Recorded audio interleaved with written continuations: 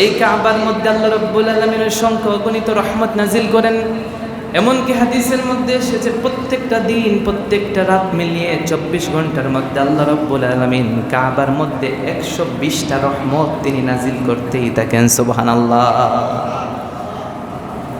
আল মুআজ্জামুল কাবীর লিত-তাবরানীর বর্ণনা, আব্দুল্লাহ ইবনে আব্বাস রাদিয়াল্লাহু তাআলা আনহু বলেন, আল্লাহর হাবিব ইরশাদ করেছেন, ইন্নাল্লাহ তাআলা ইয়ানজিলু ফি কুল্লি লাইলাতিন ওয়া ইয়াওমিন 20 মিআতান রাহমাতিন ইয়ানজিলু আলা হাযাল বাইতি 60 লিত-তাইফিন 40 লিল-মুসাল্লিন 20 লিন-নাযিরিন।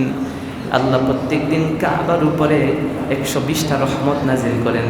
এক নাম্বার 60টা রহমত আল্লাহ দিয়ে দেন যারা হজ আদায়কারী, তাওয়াফকারী, উমরা আদায়কারী, তাওয়াফকারী তাদের জন্য। সুবহানাল্লাহ।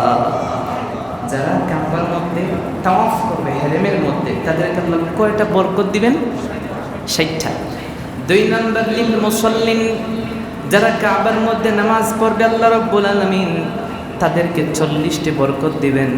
3 নাম্বার লিন নাযিরিন, যারা কাবার দিকে তাকিয়ে থাকবে, চোখ দিয়ে শুধু আল্লাহর হেরেমটা দেখবে, আল্লাহ তাদেরকে 20টা সওয়াব দিয়ে দেবেন। সুবহানাল্লাহ।